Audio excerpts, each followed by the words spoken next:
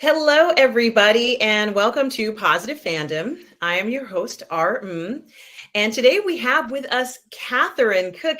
How are you today, Catherine? Great.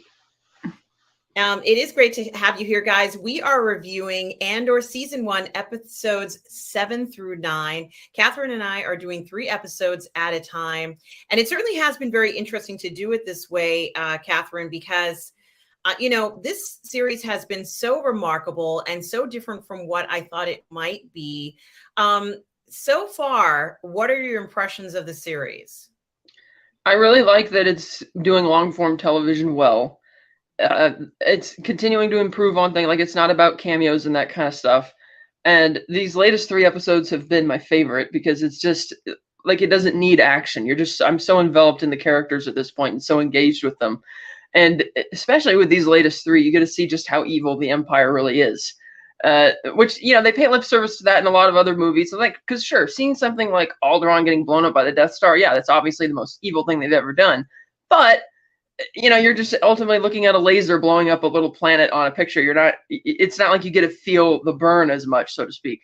Whereas in these 3 episodes, I was really surprised to some of the levels they go and some of the direction that the characters go as well. Like, wow, I really wasn't expecting that. And so I've just been really just reeled in all the more. This is just getting better and better. Yeah, that's very interesting. I have to agree with you 100%. I think that what we're seeing is something that's incredibly well written and well thought out. I'm not going to say that the Star Wars IP is the easiest thing to write for. There's a lot you have to consider beforehand before you can go ahead and dive into telling some of these stories. But they seem to have done it to perfection. Everything seems very well balanced. Something that I am especially fond of is the way that people speak to one another in this series feels realistic. It doesn't feel odd or out of place. The situations are right. The explanations as to how people feel are right. So it rings true. It rings as if you are right in the beginnings of sort of this disenchantment period that's happening. And for a long time, people were sort of like at this detente where, things had switched around, but they were fine. We were okay. We were all right. I was getting by. I know the Empire is in charge. I know things have changed, but my business has remained relatively the same, for some people. And we saw a few hints before this where, maybe trade routes were getting changed, but it seemed like overall for most people in the galaxy, or it appeared like most situations were pretty much still the same, except now the Empire is in charge, and they were not feeling that heavy hand, that the heavy hand of the Empire, which has come down full force in a way that has never been experienced before, at least from what I can gather. Maybe the galaxy has never had a presence like the Empire on them in this way. And so, that's something that I started to think about was, is this the first time that the galaxy really is being sort of crushed in regards to having their freedoms taken away, or having some of what they're accustomed to doing individually taken away? So we need to kind of see that in order to properly understand what was going on in this, kind of rebel response. And, they start out with Mira, who has turned out to be quite a spectacular character. She is that ISB officer, Catherine, who we've been watching, and she has been so impressive, so slick. She's certainly someone who wants to rise through the ranks. And as we've said in the past, she is a risk taker, meaning that she will go ahead and be aggressive, trying to find out information. She even though when she's told no, she's like, oh, screw that. I need to find out if this is the item in question. And I can't blame her, because sometimes when something like that is done on her watch, she wants to make sure, it wasn't lost, it was stolen. And that kind of takes some of the responsibility off of her, because it doesn't look like they just accidentally misplaced something or something's gone missing. I have a feeling that the Empire is the type of organization that, checks off everything on a list. And if it's not there, it's like they remember that, they're still looking for it. So I think that going ahead and being aggressive to find out information about this wayfinder or waypoint was actually a stolen good. And, even though people called her out for this, she almost had to do that. those tactics are what seem to move her from, let's say, a not so significant executive in the ISB to someone who now is almost becoming one of the most important executives in the ISB, according to her boss, who says that we have to focus on the disease, the infection. My question really is, one of the things that her boss had told her, I think in one of the previous episodes, it might even be one of these three, but he tells her to watch her back. And I thought that that was very interesting. He felt he had to warn her. What about playing the game? Does she have enough of the charm that's needed, Catherine, to make it? Because sometimes it isn't just enough to know where you can get those records. Sometimes you have to be good at some subtle things too. What do you think about that element of Miro? Well, I think that he really likes her because, she's a go-getter, like you said, and she's not going to, putzing around doing the playing politics, as it were, like in the last episode where they get she gives him the latest update. He's like, great, let's go do it. And they all take off, except for two guys are lingering at the desk. He's like, let's go, let's get moving.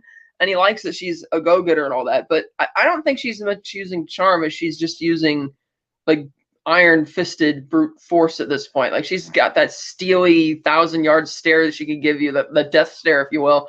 And she's just pure evil at this point. I'm surprised at the direction that went, because I thought, given the pushback she was getting, that she was going to team up with Cyril to eagerly find out, what do you know about this? Let's uncover the mystery type of thing. Because he was at home getting constantly badgered by his mom, just sitting there kind of all annoyed and that kind of thing, and get the job, the dead-end job that he doesn't want. And I'm like, oh, they're of course they're going to team up and go for it. But instead, she brings him in for this really harsh interrogation. And she's torturing Bix and all this kind of stuff, and just obsessing over it and able to put the pieces together. She's like impressing her boss at every step of the way. And talk about the direction that Cyril went. It's like, I thought the way that his mom was badgering him, that maybe it was going to go in the direction if he was finally going to grow a spine and do something, and maybe it would backfire. I didn't think they were going to turn him into some creepy stalker type guy. And I'm like, oh, okay, so he's living with his mom, check. She's picking on him constantly, check. He's spineless, check. Dead end job, check. It's like, you're a stalker, check. Oh, you're playing the Mindhunter game with this guy. Oh, that's a real shock for Star Wars. But okay. And so with her being as evil as but she even gave him a chance to back off. And it's just like, man, I'm trying to see where this is going to go for them, because I admit I'm kind of surprised that she hasn't thought of taking the hologram of Andor, running that through their system to see if he's been arrested anywhere else, because I would imagine that there's photographs of all the prisoners on the Kima 5, and that probably would have come up. But yeah, I'm just really surprised that her character went from just simply being a go-getter to just being a really jackbooted Nazi thug type person. It's like, wow, you are really there, and Cyril has gone in that completely other direction. It's like, Yeah, there's a lot to absorb here in regards to how she's kind of doing this investigation. This might be one of the first, from the bottom, the very start of investigation to completion that we've ever seen the Empire conduct, because we've always heard them saying that they're looking for rebels, they're looking for certain people. And now she has what would be considered the start of an investigation, which Cyril started. He started that investigation. And now she's in the process of maybe taking over the investigation from another investigator or another executive in the ISB who just doesn't really care about this right now. It's not important to them. They might be doing something that might even be more significant. But in regards to the resistance, this is incredibly relevant. It is early days, or is it early days? And it started to make me think just exactly how far has things gone, because I don't think that Luthen approached Mon Mothma last week about these issues. I think he's been talking to her about it as soon as, Palpatine came into power. And so I think it's something to think about in regards to who were the first ones to notice these changes. We kind of saw it there. We had a sense of it in the Jedi Council that something was wrong. But the idea of actually seeing things happen, Mon Mothma has access to things that a lot of ordinary people don't have access to. Maybe they don't even care, or it's not that significant to them. but over a certain period of time, these things are going to add up, just like these incredibly inflated sentences, which we're going to get to in a minute. But I also thought it was very funny, let's say in episode 7, let's say, since we're starting with 7, 8, then 9, that Clea, who is the shop, I call her the shop girl. She's obviously not a shop girl, but it feels like she's a shop girl. Let's say she's the other curator in Luthen's fantastic upscale store, which is a front, which we know, has no problem telling Vel, as she meets her kind of like off the cuff, that Andor must be stopped pretty much by any means necessary. Now, this might be one of the first times we've ever heard anyone say, I want you to kill this person. This is Star Wars. How often have we ever heard this before? Yeah, that Luthen specifically wants to kill the loose ends, and it's like, I mean, okay, to find out that he wants suffering in the galaxies, it's like, yes, in theory, and yeah, you're right, you need more suffering to wake people up, but the idea that you're now willing to backstab, especially somebody like Andor, who's as skilled as he is, which is why you recruited him in the first place, and you're already willing to dump him after it's like, okay, you stole the money for the quarter bankroll. You could use him again for that, or for something even better, but he's like, oh, I'm so worried he's still out there, I'm gonna have to kill. It's like, you had the opportunity to do that when you guys took off, like when you took off the first time, but now you're just really freaking out about it because Vel's been out there and he's kind of fine with that. But it's like, man, he's really kind of going down. I could see why he's friends with Saw Gerrera, but even Saw has his weaknesses being stuck. Because Luthen's right, Saw is a very stubborn guy. But I could see where that's kind of going. And as for why they're not noticing it, I know there was like a year-long time jump in these latest episodes because I think it's in the 7th one or maybe the 8th one where they mention that, oh, that was last year, like the robbery. And we see that Marva actually ages quite a lot from when she first tells Andor, I'm not going with you, I'm tired of running type of thing. And she still looked, decent and good health. And now we're seeing her in like the 8th episode, she looks a lot older and more weathered. And so I think because even with the Mon Mothma stuff, we're mostly getting information about the accounts and the money that she's embezzling and how she's trying to write off the credits. It's like, okay, this is taking place over a period of time, so people aren't likely to notice it as quickly, which is why Deirdre's investigation is so impressive at the ISB, because she's been able to piece all of these different things together over a vast period of time so quickly. But I keep wondering how this is all going to collide, because technically it could be a cliffhanger ending to the season, because we know there's going to be 2 seasons. But I'm trying to figure where exactly are they going to collide? Like, where's exactly this going to go? Because with Mon Mothma, I admit I've been getting a little antsy with her scenes because it's kind of always the same thing. She's at her house, her husband and the daughter are none the wiser to what she's doing. She's been talking with her childhood friend who's kind of helping her out and with the money, and they keep going back and forth on this. But it's like, let's racket it up a bit, because I like last time we talked, I thought we were going to have that dinner scene with Sly Moore, and we didn't actually get it. So I'm like, we know that Mothma obviously remains under the radar, but I'm like, inevitably she's going to break it off with her husband at some point. I don't picture him being happy to find out she's in the rebellion. So I'm kind of intrigued to see where her story is going to go too. Because when you had that scene where she's giving a big speech in the Senate and everybody's just not listening to her and they just don't care. And it's like, I wonder what this is building to, which is kind of a clever problem to have. It's like, she's going to stay under the radar, but what's the big dramatic? Maybe it's going to be more familial. Like maybe her husband or daughter will leave her because they both seem to be on one side of the fence and she's clearly way over on the other. So I just like how the series has been playing around with those type of character dynamics. But yeah, it's just racking up the tension. Yeah, you make a lot of good points with this, especially since it's not entirely clear what's going to happen. And it also made me wonder whether Luthen was just trying to persuade Andor for that one job, or was he trying to persuade him for the cause? Like, did he just need him for the one and done? And I almost have to wonder about that because it just doesn't make sense that he would pull him in and convince him this way. And ironically, Andor got pulled in not because he wanted to do this. He had no choice but to go with him.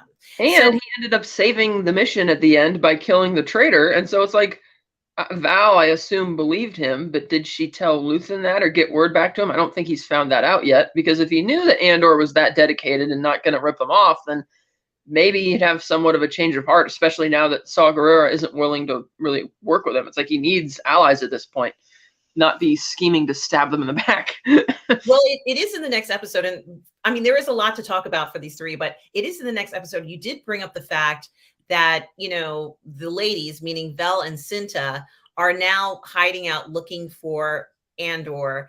And it's very interesting, too, when you look at Cinta, like Cinta tells Vel, look, I'm in this, you know, I'll die for the cause. But she's almost very clear to tell Vel that she won't die for her. And I think it was very interesting to hear that. You know, no one wants to hear a relationship where the person is saying, well, I really care about you, but my main priority is this, and I'm going to die for that. That's the most important thing to me.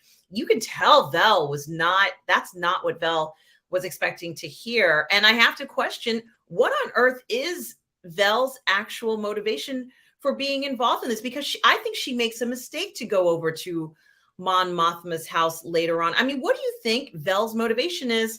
Was she kind of like coerced by Luthen the way that apparently Mon Mothma feels now? Maybe, because now that we know that they're cousins, it's like maybe they grew up together and they share the same type of morals, and maybe it was Mothma who introduced her to Luthen, and things just might have snowballed from there. Because like on the one hand, Val is nice that she doesn't want to kill Andor, but she knows that's kind of what Luthen is interested in. So I'm wondering if there might be some more revelations around her later, because they're keeping her kind of a bit of a mystery. I just kind of took it as her being dedicated to the cause because she's a good person like Mon Mothma is. But now that Mothma is admittedly a little naive in dealing with Luthen, and like he's like, hey, I'm playing for the big win here. I'm not just doing this because I want to get a little bit of money to help out your little cause. Like, no, I'm trying to start an actual rebellion here. And like you say, you got to break a few eggs. You want to make an omelet. And that's what he's doing. Absolutely. So, I'm sorry, go ahead. So I could be sympathetic a little bit to Mon Mothma, but at the same time, it's like, come on, you don't plot to Raw. Like, yes, she didn't know he was going to commit the Aldahani robbery, but it's like, come on, he's not masquerading, because he's not putting on airs of this ridiculous antiquities dealer just to steal a little money here or upset a little Imperial garrison here. It's like, come on, Definitely, he's a heavy player, and he does things. Although we haven't seen Luthen do it, we know that he's capable of killing somebody. He's not the kind of person that I would feel is so timid and afraid, especially when he gets aggressive, where like we kind of saw him in previous episodes get aggressive with Vel. And that's why I was like, gee, he's kind of intimidating her a little bit, which I'm fine with. Like, I'm not offended by it, but I just thought it was very interesting because, I think that he has this persuasiveness about him that a lot of people have not been able to resist, which I'm not going to say it's comparable to Palpatine, but one could say that aggressiveness. And I think people have speculated that he may be, kind of like a bad guy, but honestly, I still think that we may not even find out who Luthen is, knowing how clever these writers are. So I have another question. And of course, we know that Andor goes off to this tropical paradise of Namos. But for me, people are comparing it to other places. So what is Namos most like? Is it most like Tel Aviv, Miami, or Ibiza to you? Well, I haven't been to any of those places, but I might say I didn't get as much of a Miami vibe because it didn't feel like everybody's like partying. I didn't get the sense that there's probably a nightlife there given the Imperial presence, but maybe more like Ibiza or something like that. But I did get the sense that Andor's been there for quite a while because he's got like a living girlfriend, and his excuse is that he's a tourist, and maybe that's true. Tourists stay sometimes longer. And I kind of like that he's just sort of laying low here, and they don't really tell you why. And I kind of like that because it leaves a bit of a mystery there. But he does fall into a very stupid, simple trap. He sees a guy running by that looks kind of similarly dressed as him, and then he just kind of runs into it. And I loved how they took the K2SO robot and made it scary and just like, oh, geez, here comes this guy, and he's actually intimidating. As ridiculous as the scout trooper is that he's talking to there, but when the robot shows up, it's like, oh, Jesus, this is like really intense. Yeah, pretty much. As much as I wanted him to get away, I knew as soon as we saw that robot that he was not getting away and that he was going to be captured. What I didn't figure in, and what I thought was pretty amazing, is the way that they informed us that his name was not that important, or at least whoever they're capturing, they don't care about these people. And the way that I finally understood that was when they asked him what his name was, they just took his name down, told him where he was going, but they didn't check. Like they didn't really question if that was his real name or not, which would have normally been happened. I have thought to myself, are chain codes a thing yet? Maybe there's still Right. hasn't happened yet. You know, all these things, you know, and ironically, we find out in the next few episodes that it's completely irrelevant what these people's names are. They don't want anyone to know that they've captured all these people and put them essentially into slave labor. So if there's no real record of these people who, you know, people can give a fake name. It doesn't matter what their name is. They don't want anyone to know this is what they're doing. And of course, we find out what happens when they get a hint of what might, you know, someone might find out what's happening at this prison, which many people have compared, of course, to THX 1138, which has robots in it. It's the whole premise of THX 1138 is robots. And I just saw it. It was on Turner Classics the other night. They had a whole night filled with robot movies. I said, yeah, let me watch it. And of course, I've seen that film a ton of times, but I didn't know those were robots. So I just found out myself that they were robots. But the point that I'm making is it looked really cool. What did you think of this prison? Did it look futuristic? Did it look cool? What did you think of it? My first thought is it reminded me a bit of first the raft from the Marvel Civil War, that raft prison out in the waters. It looks kind of the same. You have the whirlpools around it, which seems to be a security measure so that if anybody manages to get off and try to swim, they're just going to suck back in and drown. But then the interiors, as well as the few times you get to see outside the window and see the other alleyways, it reminds me a bit of Camino. Yes. Like, and I'm not exactly sure what the structure is there, because it's like you saw this huge like flat top or whatever they're parking on. So I'm like kind of not exactly sure how that works, but it does remind me a bit of Camino and a bit of THX, because even the cops are dressed all in black. But I mean, they're not titanium robots, but they still look kind of. Some of them are kind of dim. Like the first guy who shows up and demonstrates what happens if you misbehave and he electrocutes them, and he's got like this sadistic smile on his face, and I'm like, I bet I know what's going to happen to you at the end of this arc. But they're going, and I love how they're not telling you at all what it is they're building. And I kind of, my first mind went to a TIE fighter wing, even though it's way too small, because when they put all the things that they're making on those racks, they're kind of cross-pit like a diamond, and when it goes down that dark hexagon hall, it looks just like a TIE fighter wing, which I thought was kind of neat.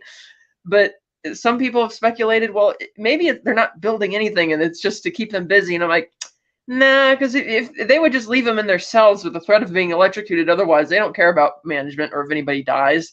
So I like that they're not really telling us what these things are yet. And I'm still trying to figure out what the logic is when they're like, okay, you're on table 5 today. We have to meet this time. It's like, what? It's like a very militaristic disciplinarian thing, but they give the leader, the floor boss, an incentive that, hey, you lead these people, maybe you get time off your sentence or something. Or that's kind of the vibe I'm getting, because he's running this really tight ship. And I love that it's Andy Serkis and that didn't get out. He's just so good in that role. Let's talk about Andy Serkis since we're on. Definitely, you cannot ignore his presence in this story. And the funny thing about him, I think, is how important he is. Maybe even the most important character right now, because of what's at stake and the power that he has. Certainly, initially, Catherine, I don't know about you, but when I first started watching this, I thought it was just going to be a little bit role. We were hardly going to see him. But boy, the impact that character has had on Andor and pretty much on maybe everybody in the prison. You know, essentially, when you go into this prison, they kind of brainwash you a little bit into making you think that the Empire is your friend and everything's going to be fair, even though you're in this prison.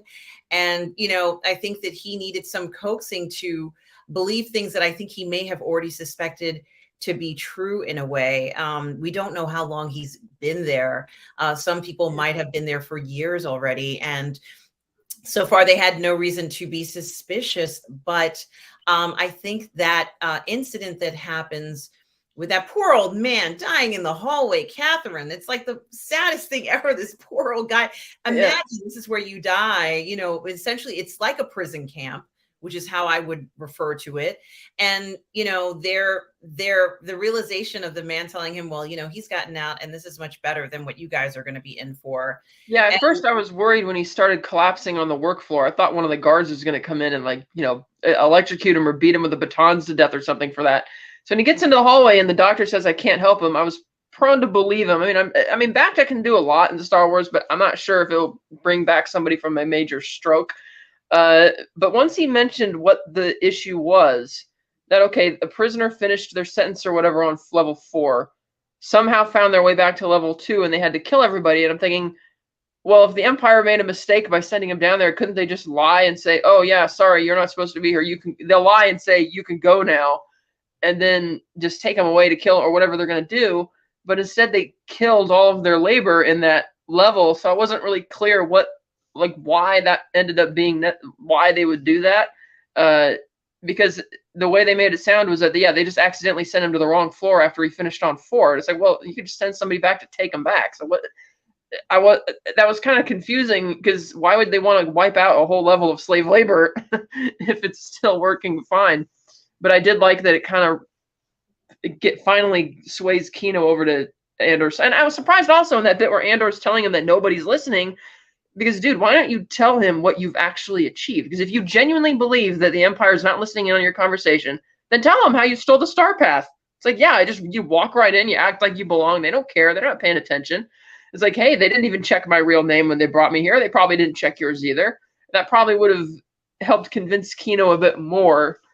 But instead, it's this moment. So I'm interested to see where this is going to go now that Kino clearly is the guy who has the knowledge, and now definitely has the motivation to get out of there. Because you could tell he was a guy who took genuine pride in what he was doing, and now to realize that's kind of a lie, it's like, ugh.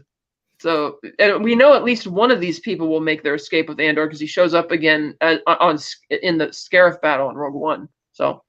Absolutely. And I know who you're talking about. He is one of the men at his table, at table 5 or whatever, unit 5 that is table. Unit 5 that works with him. And, I think we were told right away, another way we were told when he enters the prison what was going on is one of the characters who said, these numbers don't mean anything. It doesn't mean anything. And it's like, well, why would he be saying that? And so we do learn, it is actually verbally said. We learn that there are harsher sentences, which Andor knew, because the woman who sentenced him said, this is normally a 6-month sentence, but you're going to be in prison for 6 years. And he's like, what? It really freaks him out. He's really upset by this, but he has no one to tell, no one to comment to about it. And so, it is kind of impressive in the way that Serkis really has so much passion in this role. I don't know if he's going to make it out. We don't know who's going to make it out, Catherine, but the performances in the prison, this is, I say they went from being sort of like a cool hand Luke thing where Andor says, if we're going to dig ditches, we're going to be the best darn ditch diggers out there, to the great escape now, right? Because they know they got to get the hell out of there. Yeah, and I noticed also from looking closely at the computers in their cells that show the days that several months has gone by that they've been in here. And it's like, okay, so they've been at this for, did this monotony for all this time. And you're right. And it's just like, I love how several times in these 3 episodes, they keep cutting back to them on the work floor where nothing necessarily gets accomplished story-wise. It just keeps building that tension. It's like, what's going to happen? And it's like, you're really like in the thick of it with them. But you're right. It's like gone from this very intense, or from a like, okay, cool, hey Luke, to now great escape. And then you have that just intensity that you just didn't really get in even the original trilogy, where yes, the Empire is evil and they're all, stand at attention and all that. But this is like really into the nitty gritty. Like, yeah, we've been to the spice mines of Kessel and we've read all about it and seen it in video games and stuff like that. But now we're actually seeing what that's a taste of what that's actually like, And so Absolutely. That's really neat. And, we also are seeing, and you did mention this as well, how it seems like the Empire is, in addition to building up the investigation that Miro has done, it seems like they are also kind of like getting these lucky breaks. Like Bix went ahead and contacted or tried to contact Luthen because she's trying to get in contact with Andor because his mother's sick, because Marv is sick. So that was why she did that. And I think a lot of people would have done that. Even knowing that Morlana is under Empire rule and everything is monitored, she still would have taken the chance. And I get that.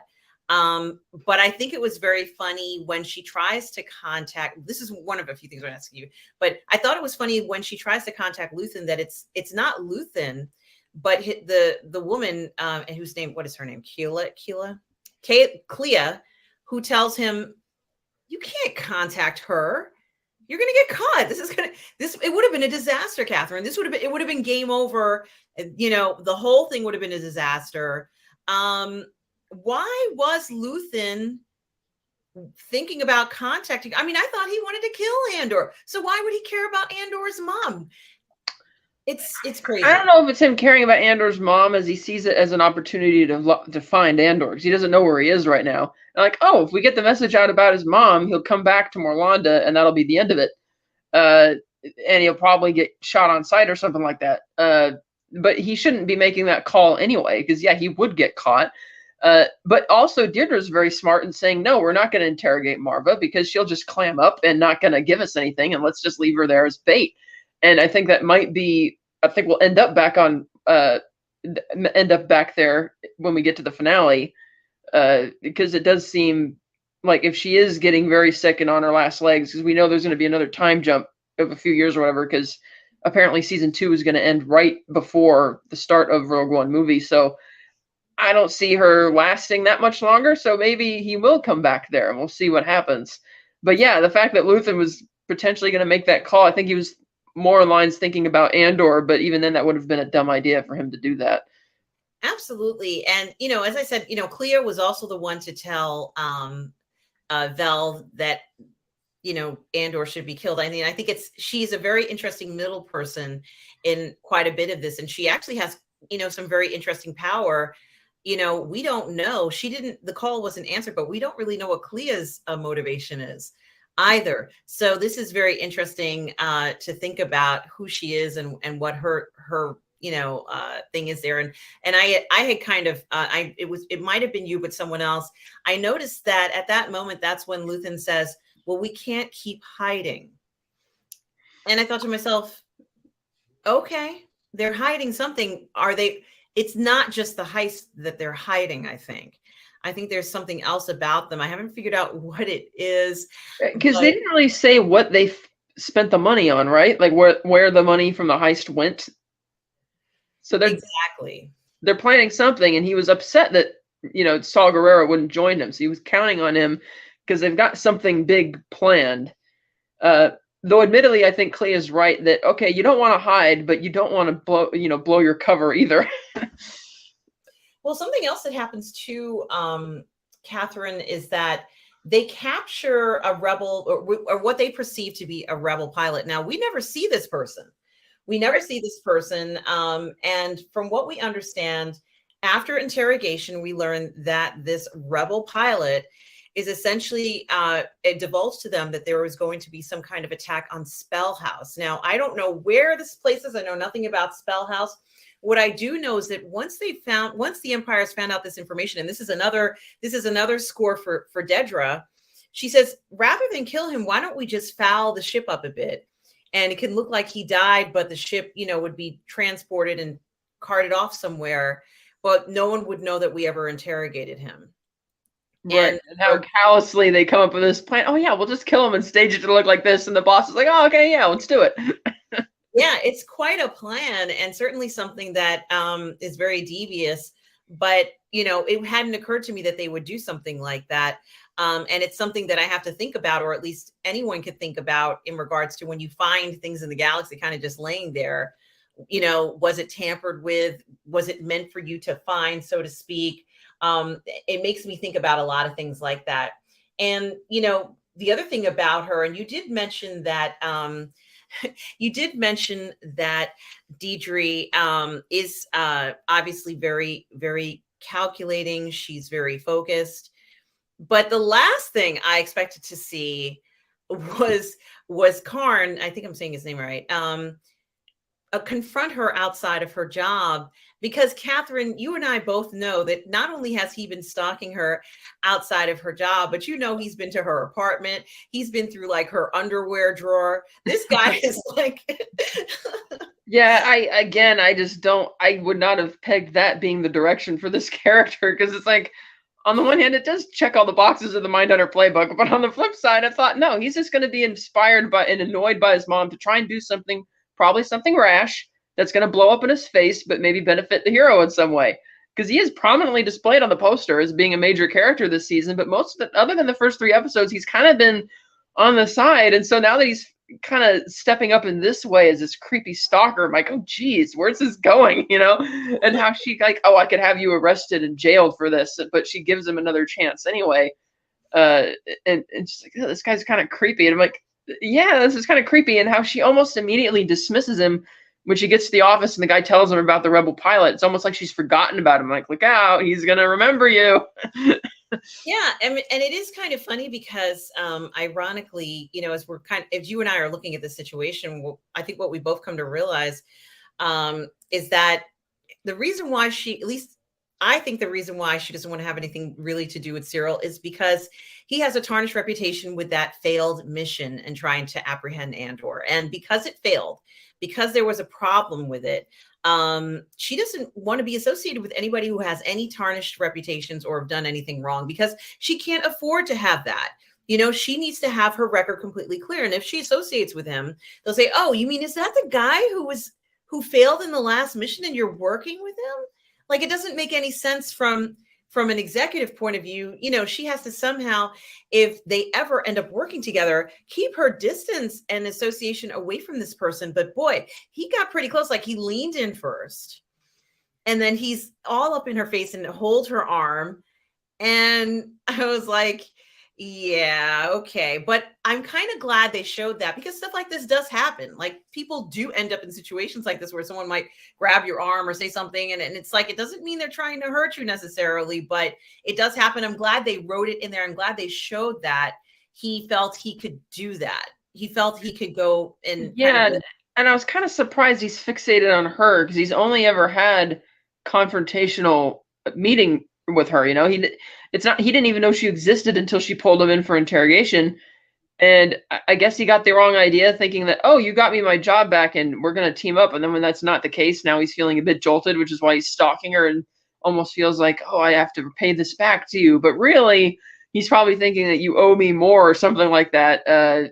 Because like you said, his reputation's still tarnished and I gave you the lead that you needed, type of thing. And so it's like, I mean, yeah, I really want her to get her comeuppance at some point. But this way, it's like, ooh, this is kind of, you know, it's. Yeah, it's creepy. It's stalkerish, but he knows that.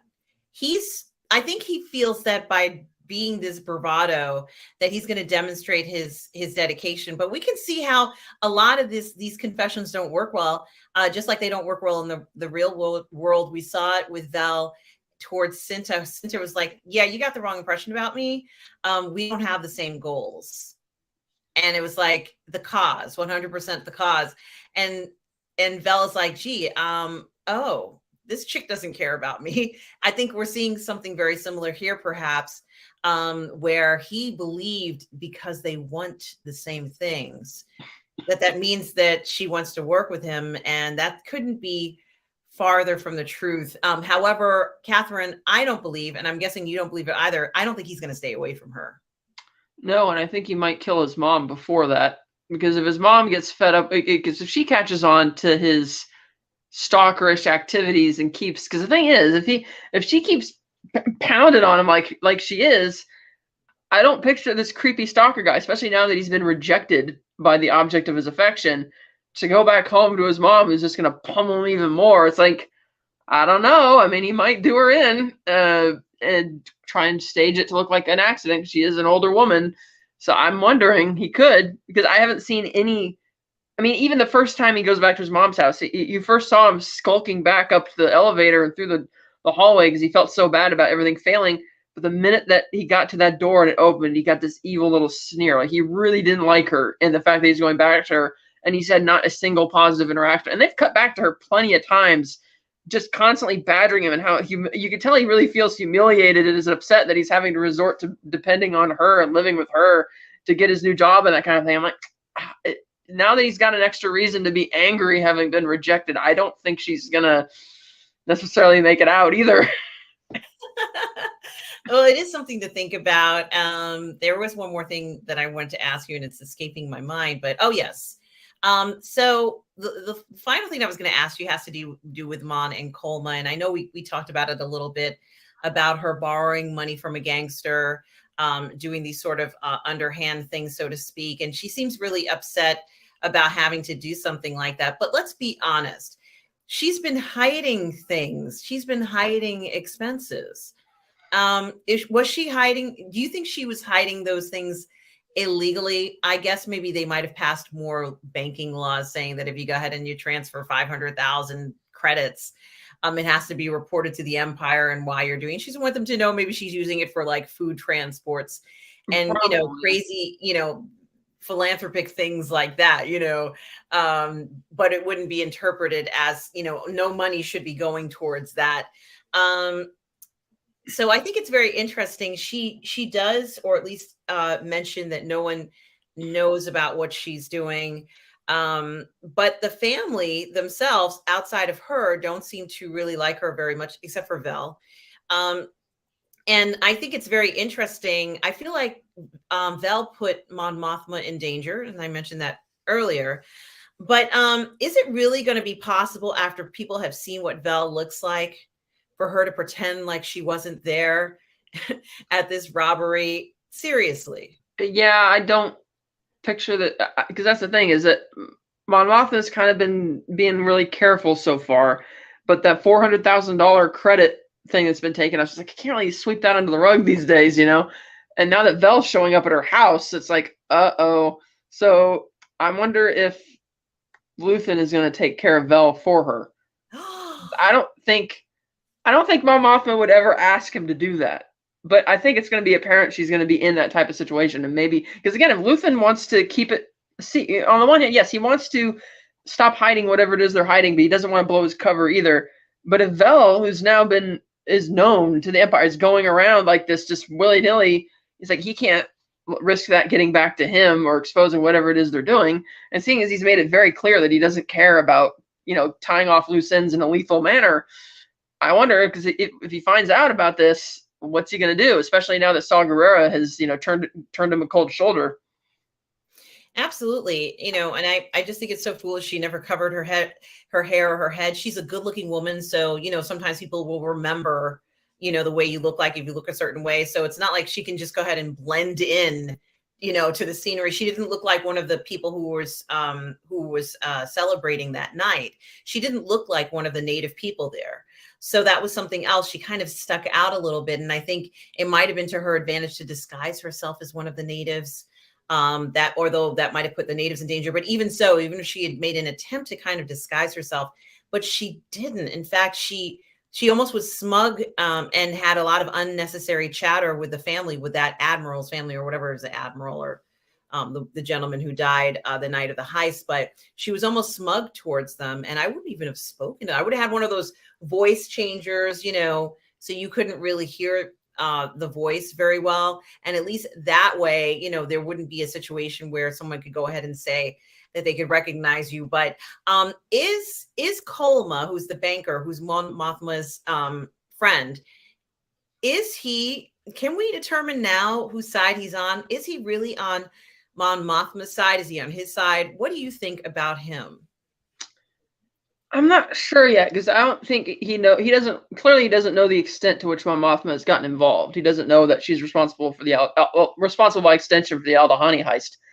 But like, he's willing to help her with her philanthropic stuff a bit, and he's sympathetic to that. But I'm not sure if he's necessarily on board with outright rebellion yet. He kind of, he talks like that. He's willing to be quiet about it, and he knows that something's brewing, and he might be working behind the scenes on it, because as we know, if season 2 is going to end right where Rogue One starts, when they've already got a whole base and everything like that, and he's not there, so I wonder if he becomes more of an active member, because it's kind of hard to say, because he doesn't really, because he could be a plant, to find information about what she's up to if somebody suspected something, Yeah, and that's the thing that makes me most concerned, because it still seems like she doesn't have any allies, including Luthen. Like, he doesn't have her back. Nobody seems to have her back. How the hell is Mon Mothma going to survive this craziness? knowing very well. She might jettison Luthen at some point. Might give him up. You never know. Yeah, that is a thought. And what are your thoughts? Who is Luthen? So, I mean, so he and Saw get along because they have extremist methods. Okay. He's able to masquerade as an antiquities dealer, and he somehow got a hold of all of this stuff, so he's certainly well traveled. He's good at putting together criminal networks, and he's clearly dedicated, but I wonder where he must have a very personal slight against the Empire, because he'd gotten Saw's face about him being fussy of, oh, that guy's a separatist, I'm not going to team up. It's like, dude, that was like 15 years ago, and the Empire's far worse. We all got played. It's like you got to set that stuff aside. So I don't think he has a beef with the separatists, but he clearly doesn't enjoy the high life that the Empire. So is it simply that he has bitterness towards the fact that everybody who benefits from the Empire are these high rollers and smug type of people that he can't stand, or there's something more personal there? I mean, it's kind of, I can't really it's kind of hard to figure out yet. I don't think he's necessarily going to be unveiled as having some famous surname or anything like that. So we'll see where that goes. Well, I think that Luthen is the biggest mystery, and there's a possibility we may not find out who he is. And that's completely fine. I think he's more than just a shopkeeper, if you ask me. I think that he has some other, maybe he's part of the underworld. I mean, we just don't know, but it's something to think about. I'm trying to figure out why he has all of those collectibles. Well, that, and I'm sure the fact that he's, because again, we still don't know what they did with the money from the quarter roll from the Aldahani heist. So what did he spend that money on? And what did he mean by, oh, we can't hide this forever? It's like, well, by hiding, I take it you don't mean, unless he's referring to in general that we can't just live under the boot of the Empire the whole time. We have to rise up at some point. But because we don't know what he spent the money on. And like you said, where's he getting all these antiquities that look very expensive? Or is he just a guy who's using them to steal money? Because he clearly doesn't seem to enjoy being the antiquities dealer. That's clearly a front that he's putting on. He's clearly in it with Saw Gerrera. If he was a plant for the Empire, he could easily sell these people out, and it'd be amazing for him. So that's not what it is. So I'm not really sure where's the money going? What exactly are you doing?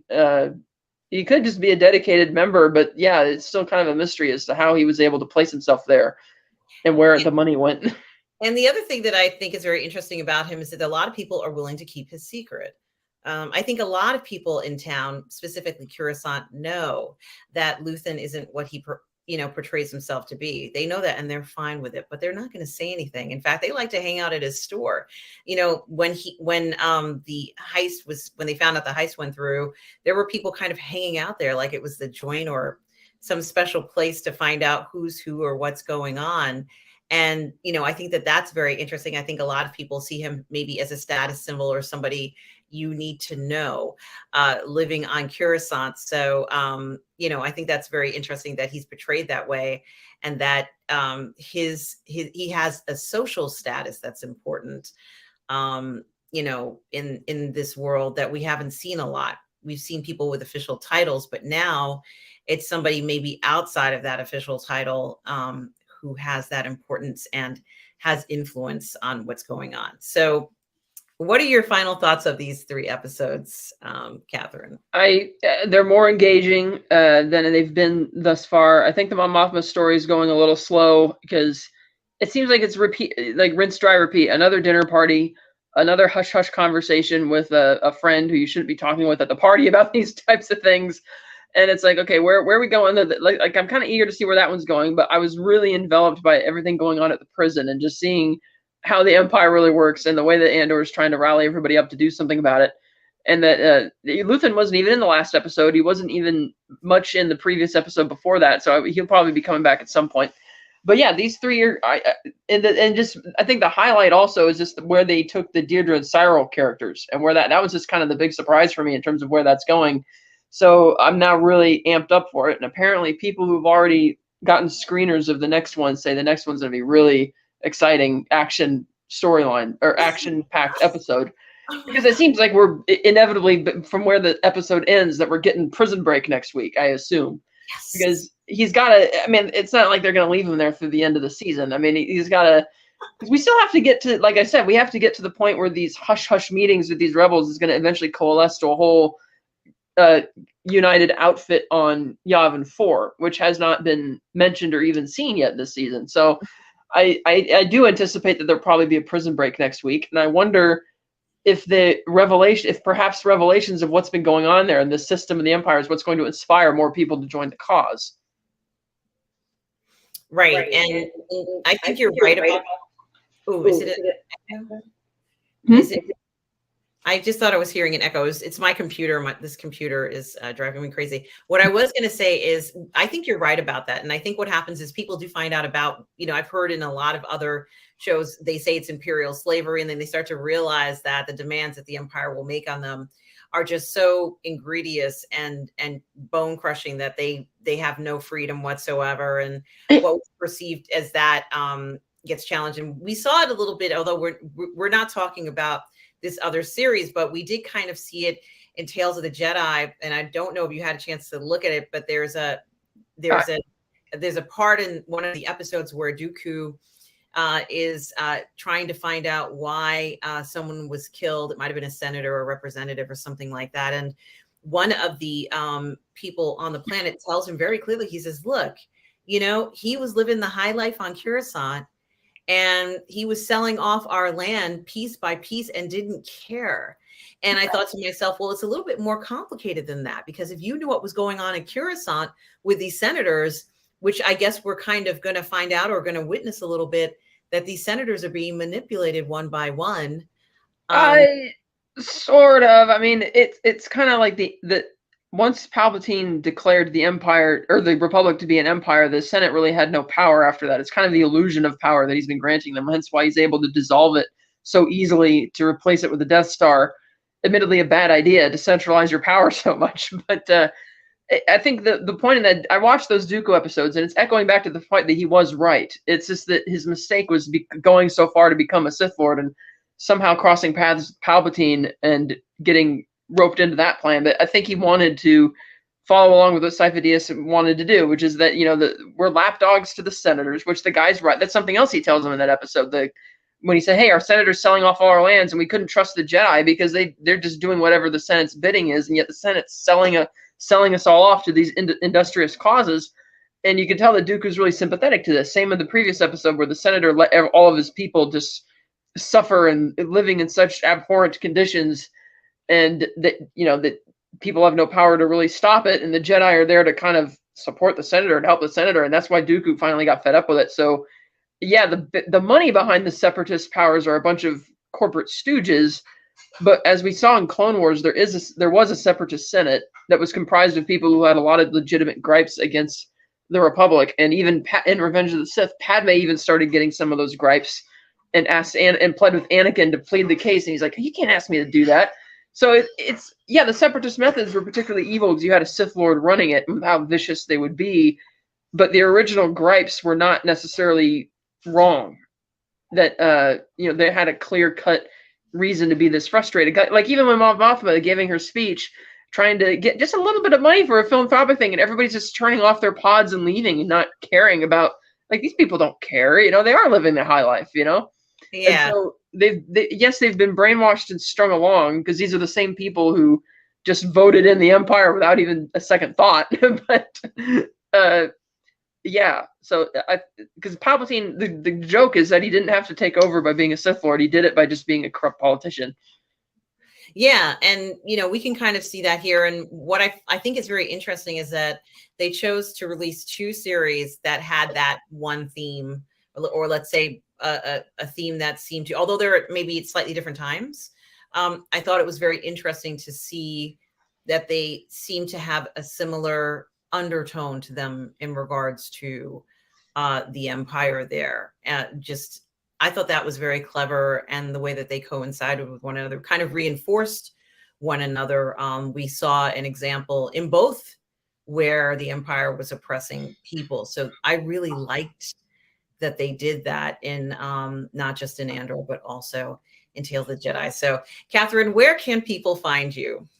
You can find me at Slice Night at Twitter and Instagram. You can find me on the Phantasmagorium show every Wednesday night. Scott and I are still chugging through our Tarantino series. and then we'll be moving on to other series thereafter. So yeah, you can find me. And then on every second and fourth Sunday of the month at 8 a.m. Pacific, we have a live stream on the Virtual Cantina Network YouTube channel, a show called The Unifying Force, a Star Wars talk show, which I co-host.